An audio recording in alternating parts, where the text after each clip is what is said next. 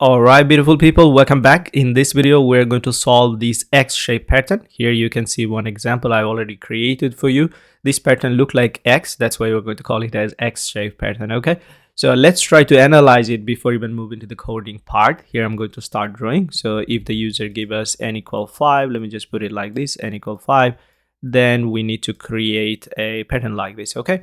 So of course the row number depends on the user input. So we are going to create 5 rows. Let me make it real quick here.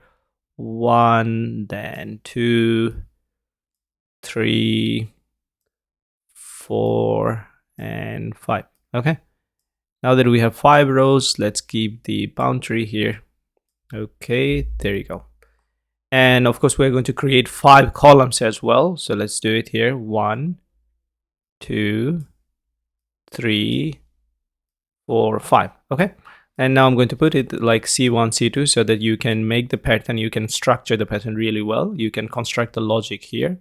So this is going to be C3, and this one is going to be C4, and the last one is going to be C5. All right, let's do the same thing for rows. So row 1, row 2, then we have row 3, row 4, row 5. Okay, fair enough. Now let's focus.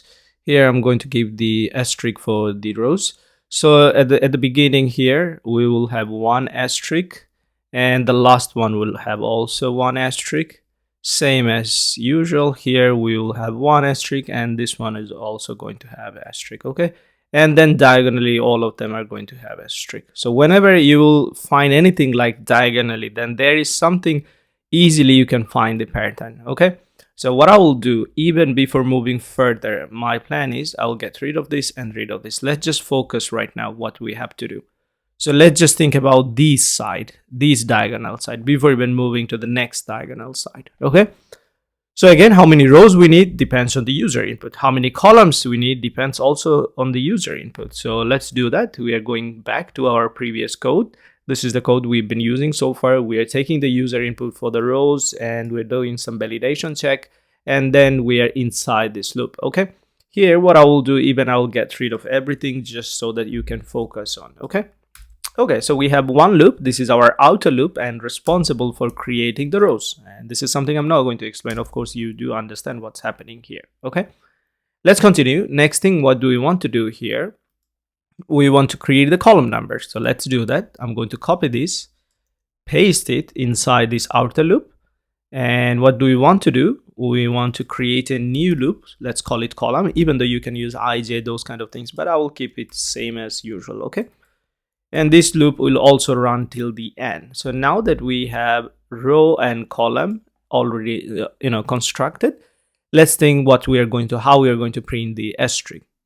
So whenever you have something diagonal, remember that you will have the relationship like row 1, C1, row 2, C2, row 3. When row 3, C3 is going to work. When row 4, C4 needs to be printed. When row 5, C5. So we can see the number is same for row and column. So whenever the row and column number is same, we're going to print the asterisk. So let's do that.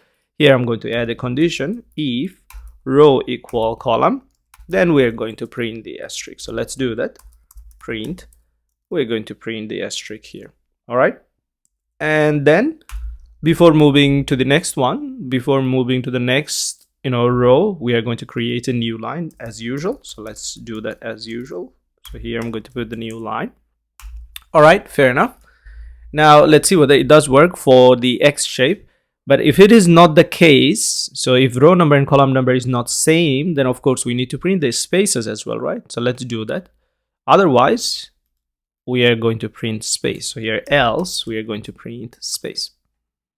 All right, now we can try this one out and we can check whether this is working for this for this diagonal shape. So here I'm going to compile and run.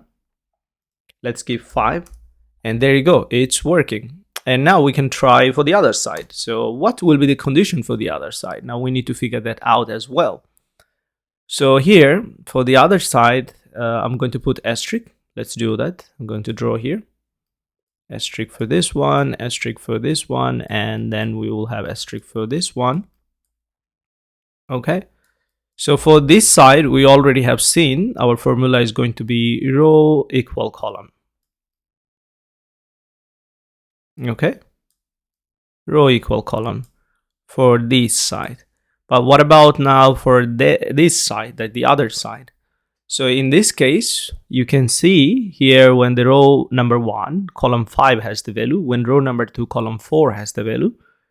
Now what we can do here, from our input, the user going to give us the total row numbers. If we subtract 1, then it will be, if we subtract the row number, so 5 minus 1 will be 4, and then 5 minus 2 will be 3, 5 minus 3 will be 2, 5 minus row number 4, which will be 1, then 5 minus 5 will be 0. But we are basically looking for the 1 ahead. So 5 minus 1 is 4, but we want to print the asterisk in column 5. 5 minus 2 is 3, but in this row we want to print the asterisk in column 4. So we are 1 behind. So in this case, what we can do, we can subtract the row number, but then we need to add 1. Okay, so this is something we need to do. So let's see whether we can do it. We'll go back, and then here, the other condition that we're going to add for printing the asterisk is n minus row plus 1. When this is the cell, of course we want to print asterisk. So now let's compile and run, and let's see whether it does work. Here I'm going to clear everything, and let's try again. Let's keep 5. There you go. We have so many asterisk, but this is not what we are looking for, right? So what should we do here? What is something we're not doing appropriately, even though we have planned it right? So let me show you. Here I'm going to close this, and let's go back. So here we are missing the condition, and what is the condition that we are missing here? Try to understand. If you spend a little bit time, surely it will make sense. I want you to spend some time here. So when the column number here, something we have missed out, when the column number equal to, of course we need, the column value. Here for the column 5 we are printing something, here for the column 4 we are printing something. So this one will have the column value. For the first one, 5 minus 1 is 4, 4 plus 1, 5. So then the column will have the value 5, and that one needs to be printed here. Okay, so here let's try. And for column 5 equal to 5, when it will be equal, then we're going to print. So let's compile and run. We will get there, don't worry. Here I'm going to try with 5, and there you go, it's working. So now let's try to analyze the right side one more time. So we want to print something in this column, and when we want to print, when column 5 is equal, and what is that formula that we have built here? N minus row plus 1, because we wanted to print here, and then we wanted to print here, we wanted to print here. And how we are getting there? We are subtracting the row number from the user input, and then we are adding 1. So now for the first one, you can see here 5 minus row 1 will be 5 minus 1 plus 1, that means 5. Then for this one, 5 minus 2 equal 3, 3 plus 1 is 4. So when column 4 equal this value, then we are printing here something. Okay, so before printing we need to match with the condition. So either the row and column value same, or the column value is equal what we are looking for.